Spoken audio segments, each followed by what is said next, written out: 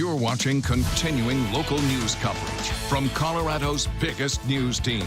Now, Fox 31 Morning News at 6. Just about 6 o'clock, cloudy with isolated showers for the first half of your day, waking up to kind of a hazy, cloudy, foggy morning. We are pinpointing a drier weekend ahead, though. The governor of Texas sending a bus full of migrants to Denver. This morning, Denver Mayor Michael Hancock is asking the federal government for help.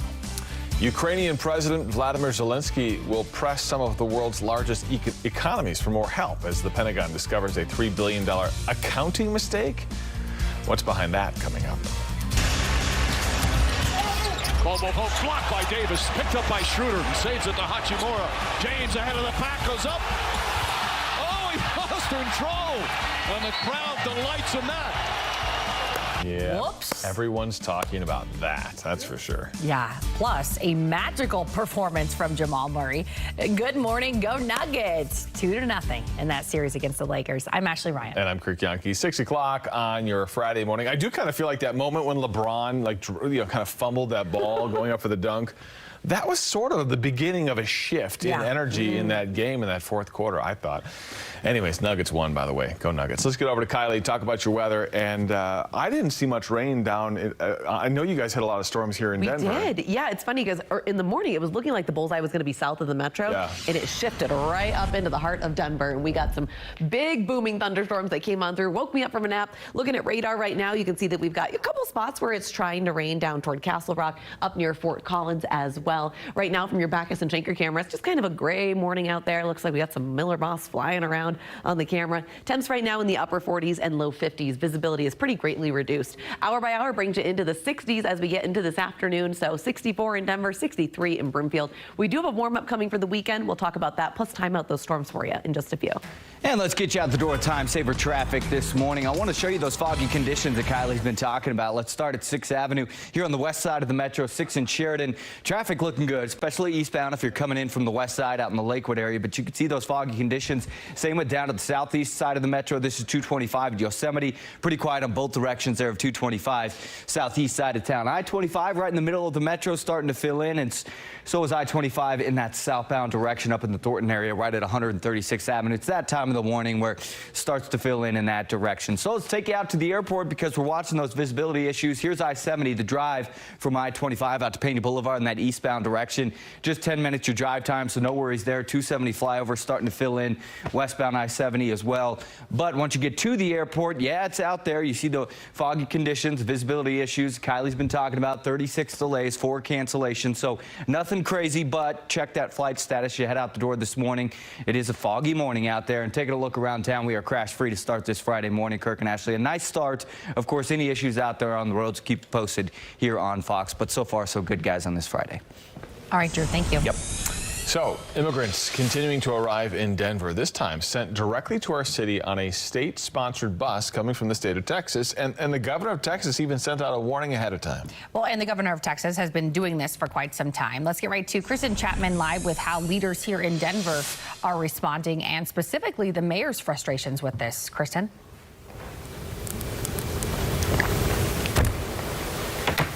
Obviously having some audio issues. We'll get that sorted out. Plug that microphone back in, see if we can get back to Kristen in a second. But I do want to say this, and we can actually run this sound clip. The mayor of Denver is openly frustrated, asking for some help from the federal government with this. Take a listen to Mayor Hancock here. Buffoonery is what it is, and it's really a very insensitive, disingenuous act from someone who claims to be a servant of the people, and he really isn't. So in that soundbite there, he's calling out the governor of Texas, Governor Greg Abbott. Meantime, though, the governor of Texas essentially saying, listen, we can't shoulder this burden on our own, which is why he says he's sending busloads of immigrants to other states, other cities, Denver included. So we'll have much more on that. We'll get back to Kristen in a bit here. New details this morning. The Denver School Board voted yesterday to approve a raise for Superintendent Alex Marrero. He will now make $305,000 a year, up from $275,000. That makes him the third highest paid superintendent in the state. The deal also contains incentives that will get him more money if he meets goals set by the school board. The board voted on that, approved that 4-3.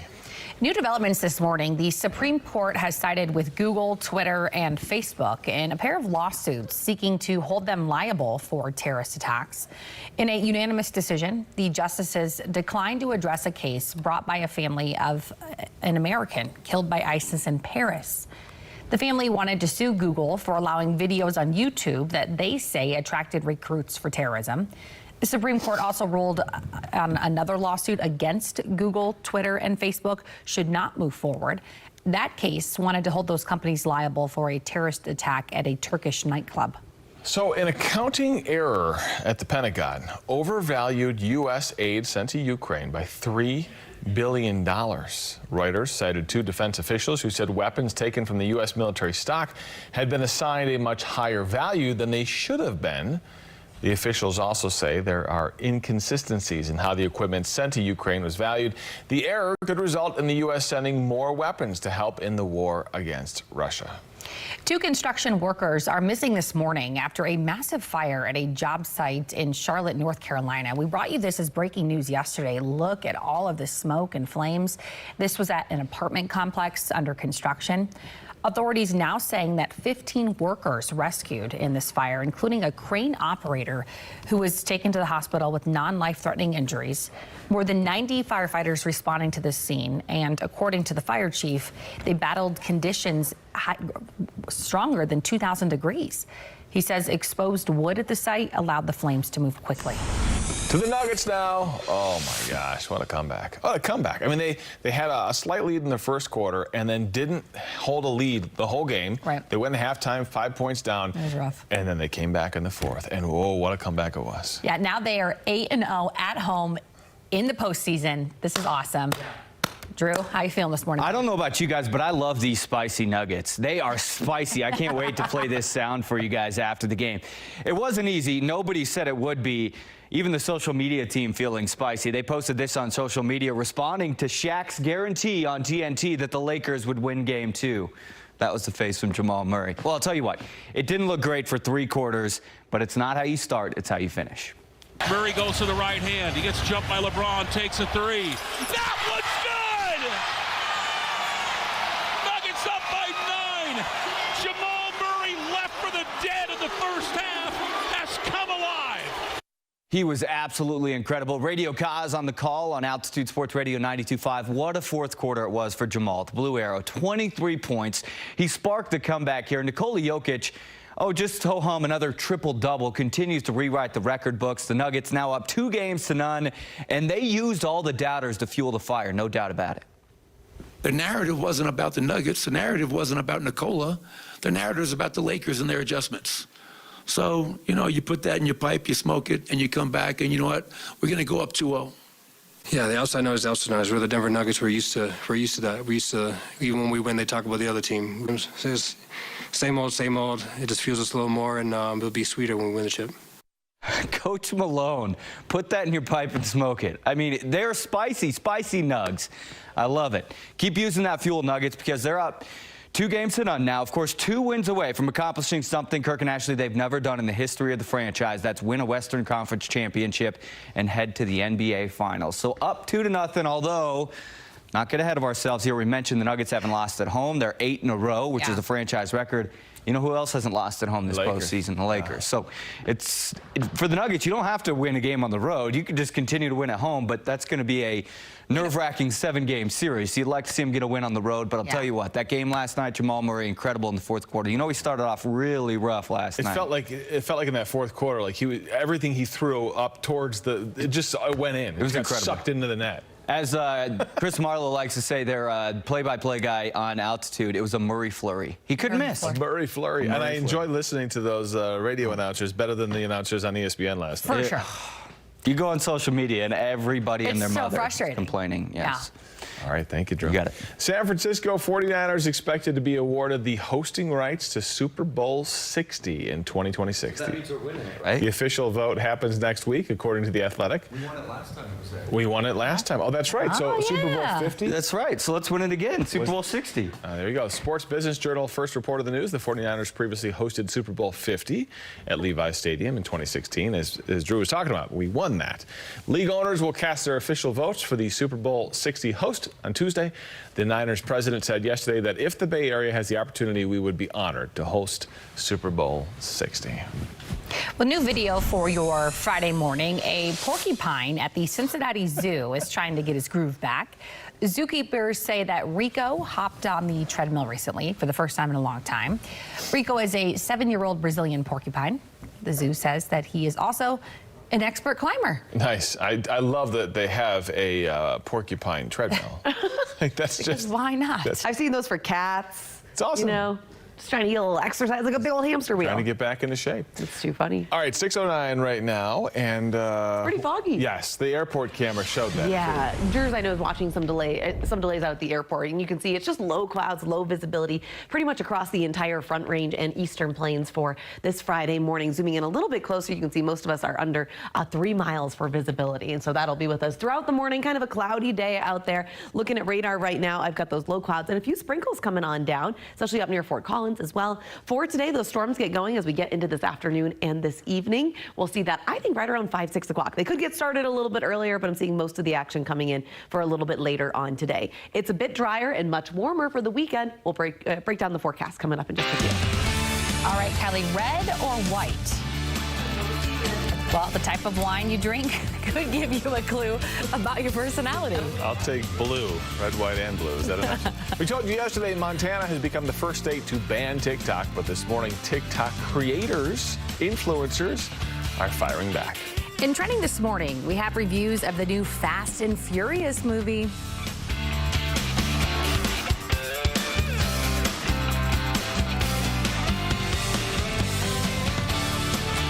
You're watching Fox 31 News at 6. Winner of the Heartland Emmy Award for Best. Your pinpoint weather hour-by-hour forecast is presented by Ramos Law. What makes us different makes us better. Protect yourself from identity theft. Join Fox 31 and Channel 2 at the Metro Denver Crime Stoppers Shred-a-thon on Saturday, May 20th from 8 to noon. Get your confidential documents safely destroyed at these locations. Plus, voluntary donations benefit Metro Denver Crime Stoppers. Visit KDVR.com/community for more information.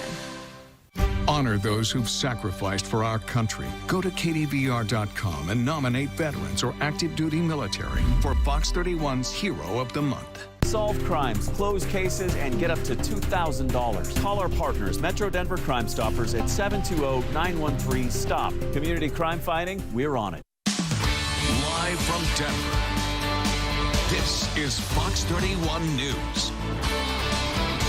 Welcome back. New this morning, a group of TikTok creators are now suing the state of Montana over its plan to ban the app statewide. So they argue the ban is a violation of free speech rights and that the state is overstepping its powers. The bill signed into law Wednesday will block TikTok downloads in the state of Montana. Internet service providers would be fined $10,000 per day each time they allow someone to download the app. It's part of a growing movement to restrict or ban the Chinese-owned app due to privacy concerns. The law is scheduled to take effect January 1st. Today is another court date for an accused Pentagon leaker. Well, Jack Teixeira will learn whether he'll stay in jail until his trial for leaking highly classified military papers. He'll appear before a federal magistrate in Worcester, Massachusetts. His superiors reported last month that he was caught taking notes on classified information and viewing intelligence that was not part of his job. A brief scare at the Vatican last night when a man drove a car through the security gates. Police shot at the car's front tires, but it rolled all the way into the courtyard before stopping. The driver then got out and was immediately arrested. Police say he was having apparent psychiatric problems. He's now being held in the Vatican barracks. New this morning, what type of wine you drink could give you maybe a clue about your personality. Well, a survey of 2,000 American adults who drink wine regularly looked at the personality differences based on their favorite style of wine. Okay. So here's what Tell they me found. more. All right. Those who enjoy red say that they're introverts. Okay. Those who enjoy sparkling wine are likely to be outgoing, Yeah, they're down to identifying party. as extroverts. I love champagne. That's my jam. All day, all night. The survey conducted by one. Hey, all night. Jeez. Wow, slow down. I just mean I'll drink, whatever. Anyway, one poll for Barefoot Wine found that rosé drinkers think they are kind of a happy medium. Well, duh, it's a mix, kind of. We didn't say rosé. anything about It's white wine. You didn't say anything about white wine? No. We had rosé, bubbly, and red. Right. Well, forget about the white wine drinkers. You have no personality, apparently. Yeah, right. You stink. I don't know. A good glass of new level. Sauvignon Blanc sometimes. Good Savi B is always fun. 4.89 inches for the month of May. That is remarkable. In fact, it is the 6th rainiest month of May on record in 150 years of record keeping. So it has definitely been a rainy month, and that continues this morning. Look at that. Those low clouds hanging out with us. Back us and shake your camera. Upper 40s, low 50s on this Friday morning. 53 in Greeley, 49 in Akron, and 52 degrees in Lyman so far on this Friday morning. Hour by hour brings into the 60s. That's it. Later on today, it's going to be below average once again by about 6 or 7 degrees. 66 in Fort Collins and Greeley, 62 in Lyman, and 50s and 60s up in your mountains. Looking at radar right now, we've got that rain coming down to the south and east here in the metro area. It's trying to sprinkle, maybe mist in a few spots, and that'll kind of be the case throughout the morning. But getting into this afternoon and this evening, stop the clock here at 7:30. You can see those storms rolling on through the metro area. So of course, we're going to be keeping an eye on it. Saturday becomes drier, but I am seeing some storms moving down. We're looking at the southern part of our state, and then Sunday they become even more isolated from there. Mid-70s for both Saturday and Sunday, so a great looking weekend, and then we're back into the upper 70s for the middle part of next week. And let's take a look at today's road repair report. We're talking about I-70, specifically in the westbound direction. Overnight work set to begin between Quebec and Washington. We know the 2 center lanes are going to be blocked for construction from 8 o'clock tonight. They hopefully will have it wrapped up 5 o'clock Saturday morning. So this isn't impacting the drive to the airport. It's not eastbound. It's in that westbound direction. But Kirk and Ashley, CDOT says expect delays because 2 lanes will be shut down until hopefully 5 o'clock in the morning tomorrow. Marijuana sales are now at the lowest they've been since before the pandemic, and prices have never been cheaper. Sales took off during the start of the pandemic in March 2020, hit records in the fall of 2021. Well, that's quickly changing. This past March, there was a statewide total of more than 139 million of recreational and medical marijuana sold in Colorado, about the level of February 2020 and the spring of 2019.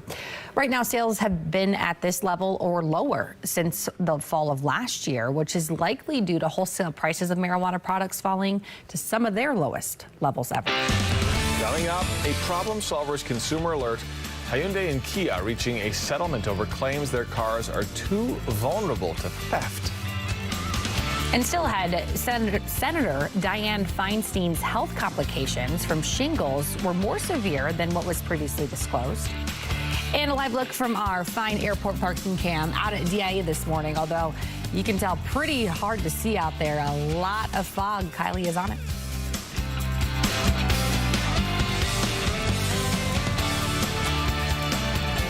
You're watching Fox 31 News at 6. Winner of the Heartland Emmy Award for Best Morning Newscast. Your Pinpoint weather forecast is brought to you by Yuhnke Heating and Air Conditioning. Save $1,750 on your new furnace and AC system. Your comfort is what we do. Live from Denver, this is Fox 31 News.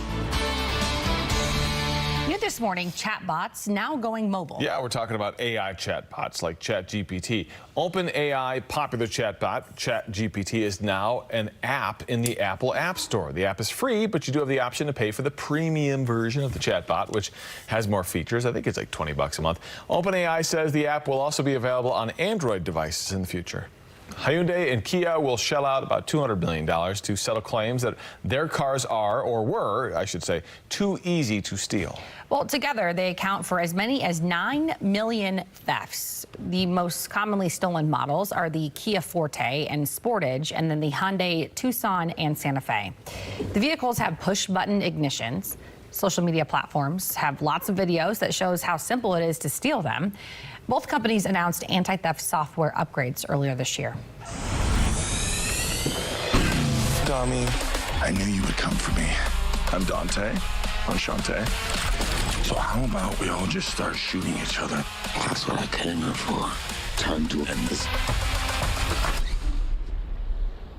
Let's dig some graves.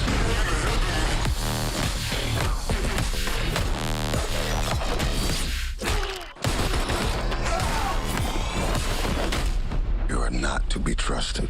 Hey, you ain't on my Christmas list either. Cavalry's here. It's showtime. Shoot Tiny Tej. Tiny Tej? No, we never agreed on that. Cheers. We need weapons and cars.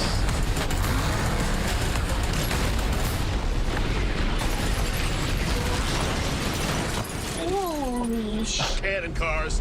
That was awesome.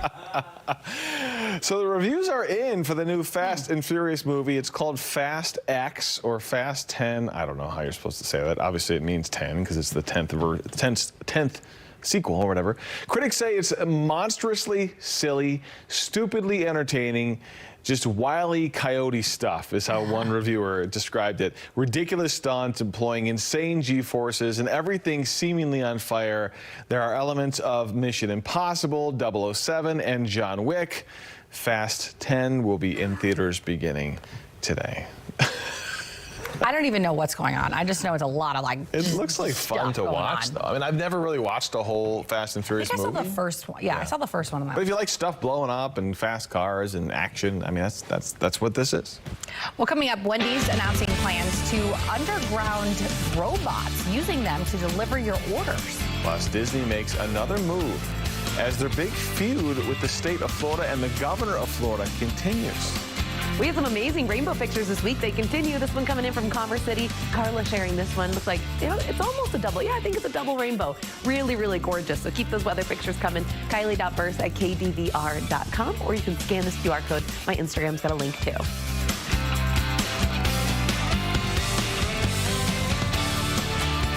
You're watching Fox 31 News at 6. Winner of the Heartland Emmy Award for Best Morning Newscast.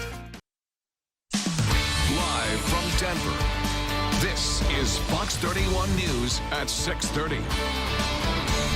Cloudy start to your Friday, but we are going to see sunshine and warmer temperatures return for the weekend. Happening this morning, the family of a student shot and killed near East High School, opening up and speaking out.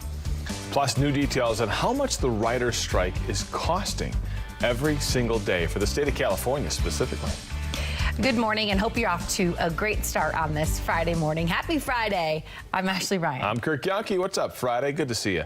All right, so, Drew, Friday light traffic, hopefully, yes, right? So far so good. And I was sneaking back in because I was looking at the cameras to find those foggy conditions that you've been talking about, Kylie. It's foggy around the metro. Yeah, it is. I don't think it's causing any problems as far as driving goes, but maybe at the airport. Yep. For sure. And it's just those low clouds that are hanging out. Let's start with a look at that visibility map on this Friday morning. Look at that. There's fog pretty much everywhere along the I-25 corridor, out over the eastern plains as well. So just a heads up there. It's going to be a gray morning. Blackhawk down to about 1/3 of a mile visibility. And you can see we've got rain moving through the southeastern corner of our state on radar right now. Here in the metro, it's kind of misty, drizzly, trying to sneak out of those low clouds. But the bigger storms, I should say, are on tap for later on this afternoon and this evening. Start going into the early afternoon like yesterday, but I think the most of the activity will come in right around that dinner time anyway, 6, 7, 8 o'clock as we're looking at your Friday night. We do warm up for the weekend, though, Saturday and Sunday in the 70s. We'll walk you through those storm chances in just a few. And let's get you out the door. Time saver traffic. As Kurt mentioned, it's a Friday light so far, but taking a look at this camera up to the north, you can see those foggy conditions. This is I-25 up near the Dacono exit, up near Johnson's Corner in Johnstown. This is the southbound direction, so if you're heading in from the Fort Collins area, Windsor, Loveland, down south into the Mile High City, so far so good, and that's northbound if you're leaving the state, headed up towards the Wyoming border, but you can really see the fog in that camera right there. Let's take you around town here in the metro. This is 6th Avenue at Sheridan. That eastbound direction do it just fine if you're heading in from the west side of the metro. 225 looking good on the southeast side of town. You can also see the fog in that shot. Well, that camera shot 225 right there at Yosemite. I-25 is starting to fill in both directions right in the middle of the Mile High City. That's our shot right there at 20th Street. And up to the north, up in the Thornton area, it's that time of the morning. Southbound I-25 filling in for those folks making their way down towards the city. That's our camera right there at 136th Avenue. So taking a look around town, we're good to go. We remain crash free. But again, there is a stall that just popped up on the board. This is northbound I-25 right near Hampton. Not causing any delays. In fact, I checked one of the cameras in the area. No backups as of yet. I'll keep an eye on that throughout the morning. So the story right now, Kirk and Ashley, is those foggy conditions. So far, no major impact on the airport. Last I checked, 36 delays. That's not crazy high for this time of the morning, but coming up top 7 o'clock hour, we'll check back in at DIA. Sounds great. Thank you, Drew, for the update. 6:30 right now. Happening this morning, the family of Luis Garcia, the student who was shot and killed near East High School in February, will speak out. So this as work continues on the district's school safety plan in response to that situation and others. Lisa D'Souza is on it this morning. So Lisa, good morning from East High School this morning. What do we know about the family speaking out? Why are they doing this right now? Good morning. So we know that the family that is going to speak today is going to include Luis Garcia's father, brother, and cousin. Again, all speaking here at 10 a.m. at East High School alongside the parent advocacy group. So we know that they're expected to talk about some questions they say are still looming in the wake of Luis Garcia's death here. Of course, just such a sad situation. They are dealing with unimaginable loss and grief right now. And in terms of the parent safety advocacy group, that was actually formed in the wake of Garcia's death. And again, but in combination between the two, they are expected to talk about some big questions they say are still looming. So Garcia was shot in his car driving away from the school, his family says. We know 2 teens were arrested in connection. The parent group really aimed at giving families a voice when it comes to the big topic of student safety at school. And right now we know the Denver Public School District continues work on a second draft of its long-term plan. That second draft expected to come out 1 week from today, and certainly a big talking point on that front is if schools should decide if they want school resource officers or if this should be a district-wide decision. So certainly we'll be paying attention if anyone weighs in on the school safety plan today as well. So again, we expect to hear from the family and the parent advocacy group here in front of East High School at 10 a.m. And of course, we're going to be on top of it, bringing you the very latest. Live at East High School, Lisa D'Souza, Fox 31. All right, Lisa, thank you. Do you want to jump to some breaking news right now? We're just getting word, literally minutes ago, that Littleton Police Department is working an active burglary at Littleton High School. So what they're asking people to do right now is avoid that area. And I just checked with Littleton Public Schools with their social media accounts to see if they had made any comment on this, because not sure if this means that schools might be closed.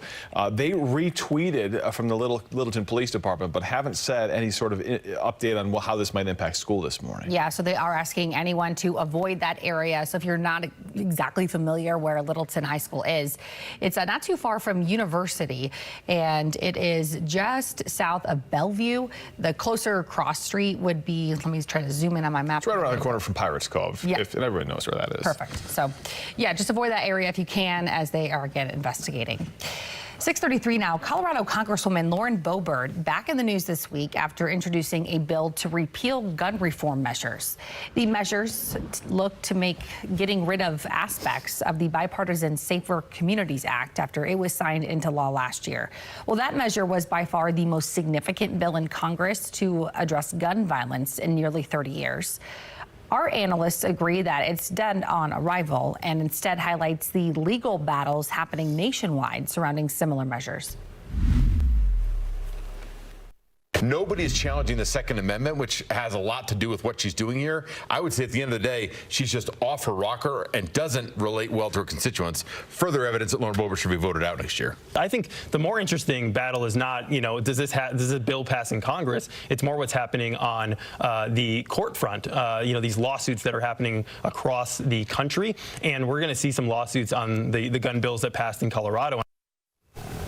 Well, you can see it all Saturday, tomorrow night. Colorado Point of View starts at 7:30 on Channel 2. You can also watch full episodes anytime at KDVR.com. New details this morning. Senator Dianne Feinstein suffering more complications from shingles than originally disclosed. Her office now confirming that she suffered swelling of the brain and Ramsay-Hunt syndrome, a neurological disorder that affects vision and balance and partially paralyzes the face. Before the illness that sidelined her for months, Senator Feinstein had already suffered from memory issues. She has so far refused to step down from her seat. State of California beginning to feel the impacts of the writers' strike in a big way 3 weeks now into that boycott. Based on numbers from the 2007 strike, the work stoppage could cost California's economy $30 million per day. The Guild's negotiating committee is warning studios that a long strike would result in economic losses that would far outweigh the costs of settling, hence why they're trying to strike. Around 11,000 film and TV writers have been on strike since May 2nd. They're calling for an increase in pay and residuals for streaming content.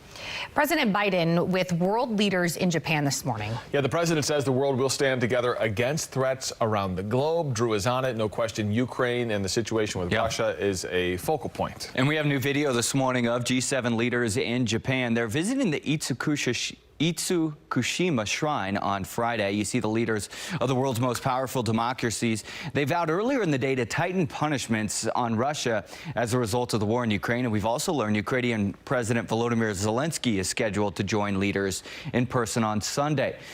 President Biden said that he agreed with Japan's prime minister when made remarks that the world currently faces one of the most complex security environments in recent history. The symbolic significance of the visit to Hiroshima there, you saw a video of that also this morning, highlights the G7's commitment to avoiding war, leaders say. President Biden spoke about the importance of regional and global alliances in a meeting with the Japanese prime minister. When our countries stand together, we stand stronger. And I believe the whole world is safer when we do. And as we've been talking about, the president is cutting his visit short. He's coming back to Washington, D.C. on Sunday to get back to the debt limit deal negotiations. The White House says that he's getting regular updates on the situation while he is in Japan. And of course, Kirk and Ashley, we've also told you, I told you yesterday, we do expect to hear from Republican leaders in Washington, D.C., Speaker McCarthy specifically on Sunday about an update on the debt deal. Wonder if there is any updates. The president's out of the country, but he'll be back on Sunday, and that's when we'll hear, hopefully, some improvement, but we'll have to. Yeah, they've been negotiating without the president. You know, obviously the president has people there at the negotiating table, so we got to get this figured out soon. So hopefully we'll get an update. Thanks, Drew. Well, as summer is just a few weeks away, for many people it means it's time to show some skin. Well, women in the Big Apple, you know, we mean like you're wearing shorts instead of pants, right? Well, women in the Big Apple are apparently doing the opposite. Many women now jumping on a trend that they're calling the subway shirt. So it's a baggy or longer layer that they throw over fitted or more revealing clothing just to avoid harassment underground using subways. The subway shirt phenomenon even going viral on TikTok with young women in the city showing off their form-concealing flannels, long T-shirts, and baggy Oxfords. Some women say it's sad that it is this way, but they think it's an effective way to protect themselves from harassment while using public transportation. Some dramatic Ring camera video this morning shows just how quickly an afternoon of fun can turn tragic. There's a little kid by the pool.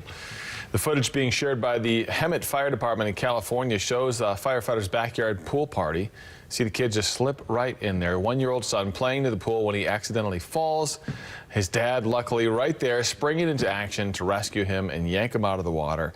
He says he only turned his back for a couple of seconds. The fire department says the incident is a sobering reminder that a child drowning can happen to anyone at any time. I mean, this is a firefighter's house. You know, so somebody who rescues other people all the time, and this happened to his kid. And again, he was there. He jumped into action within seconds, so all is well. But yeah, it's scary stuff. It's quick, and it doesn't take much time. No. I've got a little, like, 1.5-year-old niece, and they live in Arizona. When they're by the pool, there's like 6 of us wandering around because it's just so scary. When we lived in Arizona, we had our kids were young then. Yeah, they were really young. We would not rent a house with a pool. We just wouldn't do it because every year a lot of them summer, require separate fences. But you can take those out. They're usually removable, and most people take them out, and sometimes they're, it's so scary. Well, really good reminder.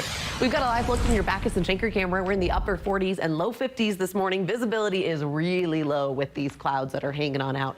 Hour by hour today, we're only reaching into the low 60s, so we're not going to get much warmer from here. 64 in Denver, 60 in Aurora, but we do have a warm up coming for the weekend. We'll talk about how much warmer it gets and your storm chances for Saturday and Sunday in just a few. Coming up, the Colfax Marathon. We're on it with what you need to know from the start of the race to road closures ahead of the weekend. Plus, a quick reminder, tomorrow Fox 31 teaming up with our partners at Denver Crime Stoppers to hold a spring Shred-a-thon. The event runs from 8 a.m. in the morning until noon, 3 locations, Centennial, Westminster, Golden. You can bring 3 full grocery bags of shreddable stuff or 3 paper boxes filled with shreddable stuff. They encourage donations that will benefit the Metro Denver Crime Stoppers. We're trying to help them raise money. Go to KDVR.com, click on community to get the addresses of those locations.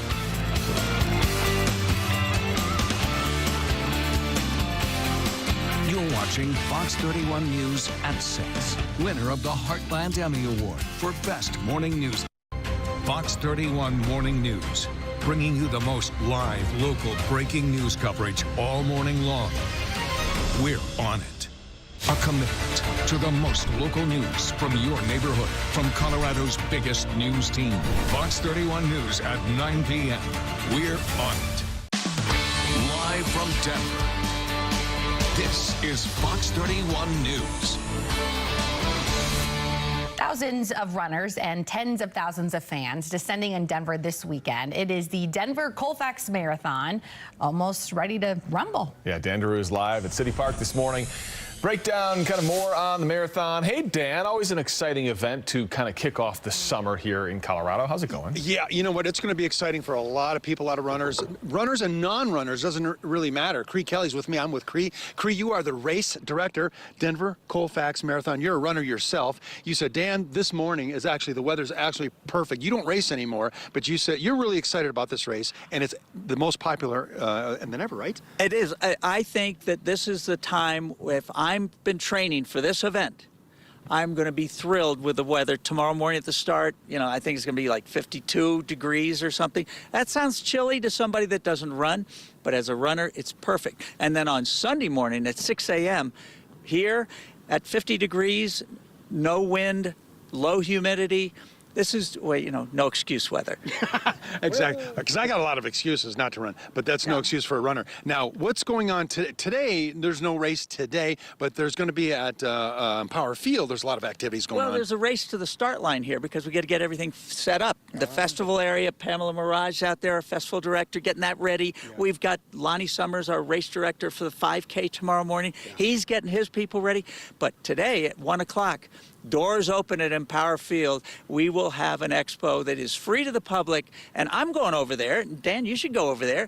Let's go, Cody. Yeah, do it. Let's do it. Cree, we're going to go. We should go. Yep. But we give a lot of free things away. We have fabulous vendors. Richard Kolaski is our expo director. I want to call these people out because they work so hard all year long to bring it all together for us on this particular weekend. So roughly 21,000 runners on Sunday, maybe 50 Saturday and Sunday, 50,000 plus fans watching. Where would you suggest folks go and park, or where can they go to get the best view?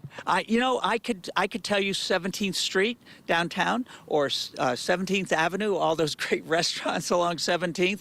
As the runners finish up their last few miles in the marathon, the urban 10-miler and the relay. Or I would say, you know, come on down to City Park after about 9 o'clock in the morning and watch all the runners finish. We have a fabulous festival here in the post-event area. There's something for everybody. Cree, you're a great man, and I don't mean to embarrass you, but you're also a former U.S. Army, served in Vietnam. So I got to say thank you for that, and welcome home. Thank you, brother. And also, you are the man for this because you're a runner yourself. You live for this. You got a smile on your face, a song on your heart. You got a great spirit. I love you, and I mean that. And it's going to be a great race, so good luck. Thank you, Dan. Yeah. It's great to be with you guys every year. I can't wait to do it. Thanks, Cree. Appreciate it. Guys, we're going to toss it back to you. Should be a lot of fun, but pack your patience. Oh, I love saying that. Oh, you know, that's our favorite phrase. Hey, that's our favorite. Can I throw a quick question at you? Is there weather that would put a kink in this, or it's rain or shine, right? I mean, they run in the rain. They don't care. Well, Kirk is saying rain or shine, or what kind of weather would put a kink in the race? He balked at that. We don't have weather like that. Yeah. We're going to have a great race. We have great weather. You know, if we had lightning, obviously I would run for cover, wouldn't you? Yeah. And we have a great evacuation plan. That's kind of incoming. We don't want to say. No. Other than that. We're rain or shine, snow, hail, whatever. We're going to go. Yeah. It's spoken like a true Colorado veteran. True veteran. That's true. We don't care about. We're not going to talk about the weather. We're not going to. It's going to be great weather. Well, tomorrow morning should be good, right, Kylie? Yeah, exactly. Tomorrow, it's Sunday morning, right? Oh, I'm sorry, but regardless, the storms are afternoon storms we're talking. Yeah, and I ran a half marathon where it rained for 11 out of 13 miles one time. Oh, wow. What are you gonna do? That's what you get for running a half marathon. Honestly, yes. Back as a shaker camera, we've got those low clouds hanging out with us, so we're kind of getting those rainy mornings out of the way, and it should be beautiful for Sunday for those runners. I know they've been working and training so hard. Upper 40s and low 50s. Visibility is not so great this morning. We're watching the airport for some delays. 54 degrees in Greeley, 51 in Lyman, with 30s and 40s up in your high country. Hour by hour today, we're going to be back into the mid to low 60s by later on this afternoon. 64 in Denver and Akron, also in Burlington, so below average for today, with a couple of storms moving in later on. Starting with kind of some light shower activity, mainly south of I-70 and into southeastern Colorado. The metro area, it's mostly just cloud covered this Friday morning. Futurecast, let's take a look. Storms move in mainly for later on tonight. You can see them rolling through the metro area, and then as we get into your Saturday, there'll be a little hit miss. We're going to see a couple of storms kind of swinging on through in the afternoon and evening hours, but it's going to be a lot drier for your Saturday, and then even drier on Sunday. Great news. I mean, look at that. Those runners are going to get started with temperatures in the 50s and then reaching into the 60s. It could be a lot hotter this time of year, so I think that's pretty perfect for running weather. And then we do start to warm up to near 80 for next week, and those storm chances continue just about every day. Awesome. Yeah, that works out perfectly because I stand corrected. Yeah. You're right. The expo's tomorrow, but the actual race is on Sunday. Yeah, because I know Travis Michaels is running it. Good for him. Monday's his recovery day. You won't see him on Monday. Good for him. Yeah. Good for everybody who's it's a very cool marathon, awesome. half marathon. Yeah. So congrats to everyone. I know they've trained so hard. Well, we've been talking so much about all the rain we've gotten here. Rescue efforts continuing this morning in Italy after the country got 8 inches of rain in just a day and a half. Some areas got almost 20 inches. 13 people confirmed dead, about 24 rivers spilling over their banks, and at least 280 landslides have been reported.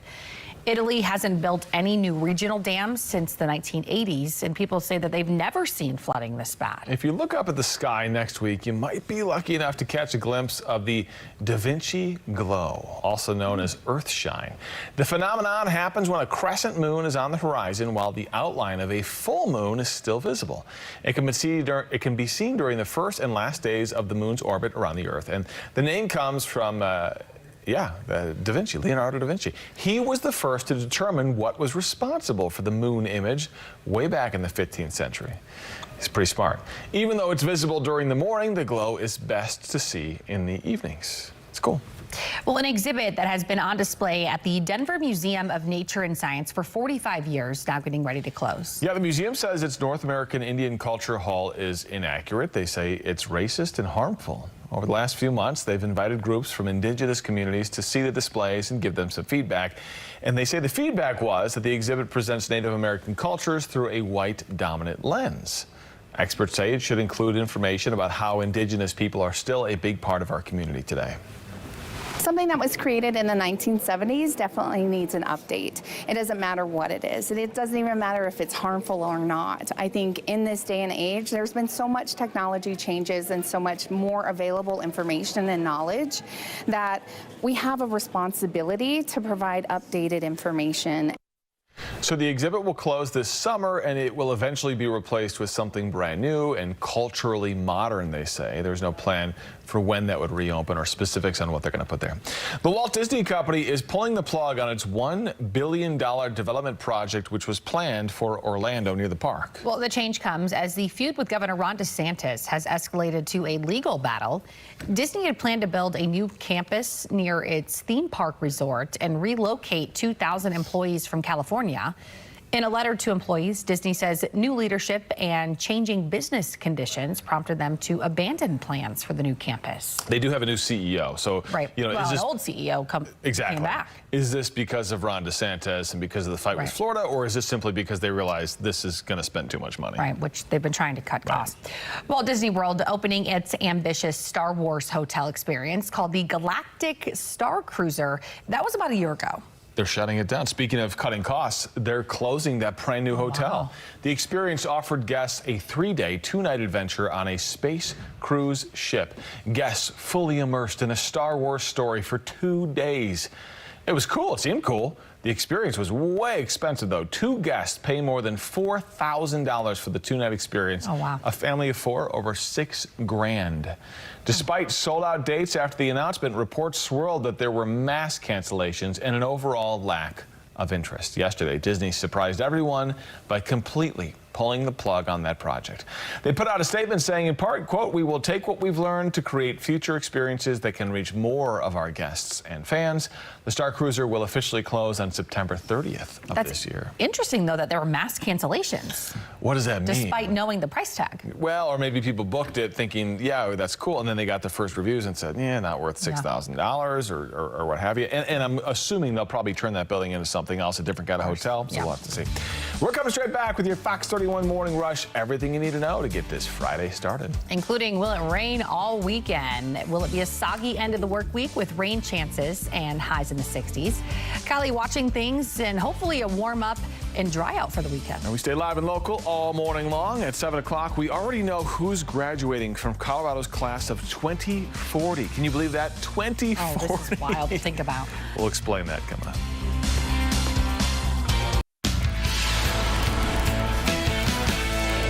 .57 on your Friday morning. Time for the Fox 31 Morning Rush. A quick look at the top stories. All right, let's start with your weather because everyone's talking about that after yesterday. Some folks got hail, lots of rain. It was so busy. And this weekend, we're going to see a couple more storm chances, but we also got a warm up on the way. We'll break it down coming up. Happening this morning, the family of Luis Garcia, who was shot near East High School driving away from the school, expected to speak out at 10 a.m. alongside the parent safety advocacy group that was formed in the wake of Garcia's death. Good morning, everybody. I'm Dan Daru. It's going to be a busy runners, lovers weekend. Denver Colfax Marathon kicks off today. Today, you can go to Empower Field, do a little shopping. Tomorrow, 5K race. On Sunday, it's going to be the marathon and half marathon. What am I holding in my hand? Well, this is a medal that you will receive if you cross the finish line, of which I will never receive because I only run my mouth, not my legs. It's going to be a good race, though.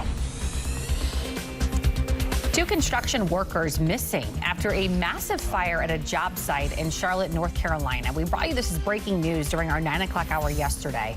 An apartment complex under construction, 15 workers rescued from the site, including a crane operator who was stranded in the sky. Exposed wood at the site allowed the flames to spread quickly. Deutsche Bank has reached a $75 million settlement with alleged abuse victims of the late Jeffrey Epstein. The lawsuit claimed the bank should have seen evidence of sex trafficking when Epstein was a client. The bank did acknowledge back in 2020 that it made a mistake accepting Epstein as a client. Epstein died by suicide in prison while facing federal criminal charges of sexually abusing several underage girls.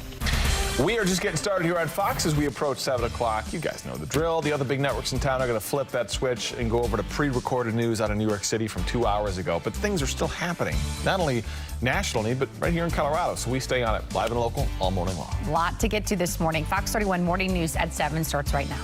You're watching continuing local news coverage from Colorado's biggest news team. Now, Fox 31 Morning News at 7.